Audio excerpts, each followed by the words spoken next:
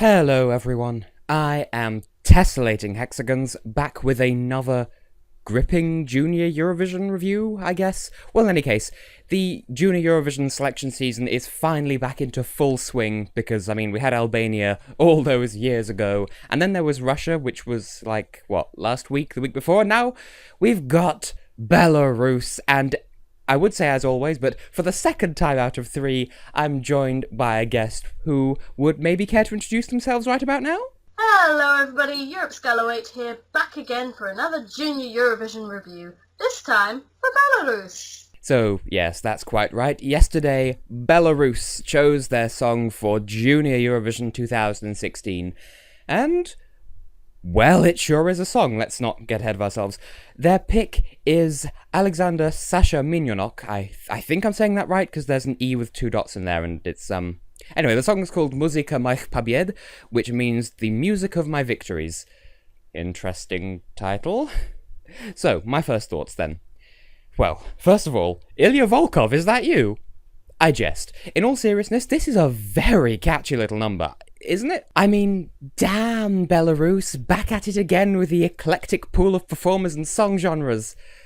What, if this kid can get away with shoving his swegway all up in the camera's face in the live performance, then I think you can permit me to rehash an old forced meme every now and then. Jeez.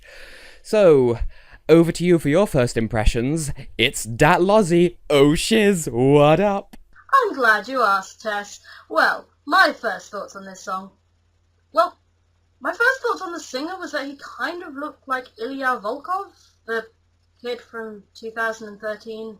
Not sure if you remember that, Tess, but it was probably a bit before your time. Oh, I'm sorry, I can't hear you over the fact that I started watching the contest in 2011. Carry on. I don't know when you started watching the junior contest, to be quite honest, but it's lively and upbeat, and it's got that feel-good feeling. It sounds very summery, even though the contest is in, the dead of November. Okay, so, well, what do I like about this song? Well, my first standout thing is this is the absolute epitome of a Junior Eurovision song in every single way, which, you could say that's a bad point, but I'm going to say it's a thing that I like about it. But first of all, go figure it would come from Belarus, who are kind of the ex-champions of the contest before the Eastern countries started doing well. Okay, point taken, I don't know enough about the Junior contest to say for certain, but they've won in the past, so that's relevant, I guess? But anyway, yeah, the instrumentation, the subject matter, the presentation, literally all of it. It's exactly what the Junior contest is all about, what we've come to expect from the Junior contest as an entity. It's the Junior Eurovision song. Not only does it epitomise the contest and what you can expect from the contest, but also it epitomises what you can expect from the contest in 2016. It doesn't sound tired or dated. It's a 2016 Super Junior Eurovision song. So, Belarus knows what's up. And as if that wasn't enough, I have already seen two performances of the song. Well, I saw one live and one that was as live with a studio recording on top. And it shows to me that they have plenty of interesting, relevant, and well-applied ideas for how they could possibly stage this one. And trust me, it's the staging that's really going to make this one pop on the night. Not that it needs it by any means, because sure, it does stand on its own, but the staging could be the difference between top 5 and top 1 with this one. Maybe I'm exaggerating, it's too early to say for sure, but overall, we've got a competent, confident performer who has so many ideas, or at least his team has so many ideas as to what he can do with the song. It's catchy, it's current, it's very Junior Eurovision, so I think it's going to butter a lot of parsnips, as the expression goes, with all the juries, with the kids' juries, with everything. Belarus has their finger on the pulse, we've established this. But, what about you, Laura? What do I personally like about this song? Well, it's a lively and upbeat song, which is sure to stand out amongst, the two ballads that have been chosen so far. We've still got more songs to go, but so far of the three, this feels like a very strong contender, because it's different from the ballads that we have so far. the voice suits the song very well.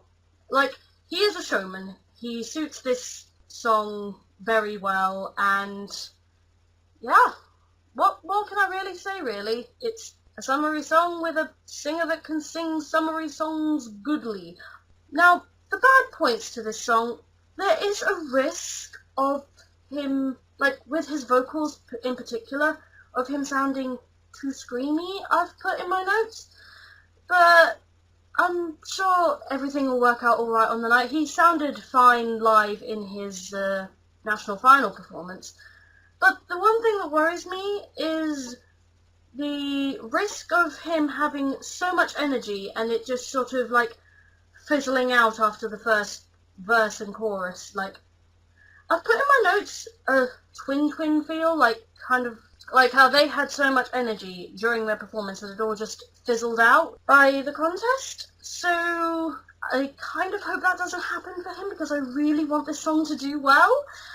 But that is a thing that could potentially happen. Another thing I've put in my notes is that it feels very gimmicky, and by that I mean the segue. I was about to make a segue, but that would have made no sense because I'm talking about a segue. The segue kind of feels very gimmicky. Like, look, it's like, get on a segue, singing this really awesome song. I mean, it fits. It kind of makes sense, don't get me wrong. I think the segue here, in this particular song, kind of makes a bit more sense than Mons Zelmerlo on a segue during his live performance of Fire in the Rain. That's just my opinion. It does feel a tad gimmicky. I mean, I don't know if they're going to stick with the whole hit on a segue thing for the actual performance, but I just hope that there's a way that they could work around that without it feeling very gimmicky. Well, the first thing that I've put for something that I don't like is just kind of smug, and then past me didn't think to go into any more detail when writing these notes, so I'll see what I can improvise on the spot.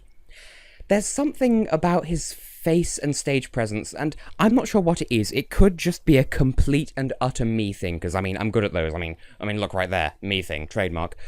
But there's something about him that just exudes, maybe, this is going to sound dumb, too much confidence, which is by no means a bad thing. It feels, there's some element to his performance that makes it feel like he's doing what he's doing, and he's the best at what he does, and no one else will ever be as good as him, and that's not really a good feeling for a song to incite, but that could totally be me. I'm not going to get hung up on it. Aside from that, well, the chorus is at least 50% just a list of musical genres, so lyrical quality, well, I can't speak for most of the song, but the chorus is just a list of song types, but that said, he does really make it work, so moot point, I guess? But one thing I will say on the matter is the way he pronounces funk is really unfortunate, because, sounds kind of like a swear word in English, but we'll let it slide because he's not singing in English. This is just me and my dirty mind. Now, the main kind of semi-hang-up that I sincerely do have about this song is, how do I describe this? It almost risks doing what the Russian song does this year as well, where at least the first 2 minutes of the song are really similar and there's not much build-up between them. Fortunately, he does pull it back in the final minute or so for the breakdown and the ending, but I don't know, there's something about the first 2 minutes that don't, like, they don't distinguish themselves from one another, and so it feels like it threatens to get repetitive, but it doesn't actually, it just threatens to. So, as I said, it does change enough by the end of the song, so I'm satisfied, but it threatens to not do that. I know, this sounds kind of, could have worded that better. Also, the other thing, and yeah, I have to agree with you, Laura, in the live performance, the camera focuses far too much on his swegway, hoverboard, whatever. Seriously, Belarus, those things are so 2015. But for real, it does cheapen the performance a little bit. It distracts from what is actually a really competent song. It might make the audience think, oh, this is the swegway song, rather than this is the Belarusian entry, which is actually really good, also there's a swegway. It focuses too much on that, and that makes it feel kind of gimmicky. So, score out of 10.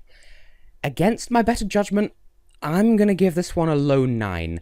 I feel like it could wind up getting really annoying if I listen to it too much, and I'm not exactly sure where the annoyance threshold, if you will, is.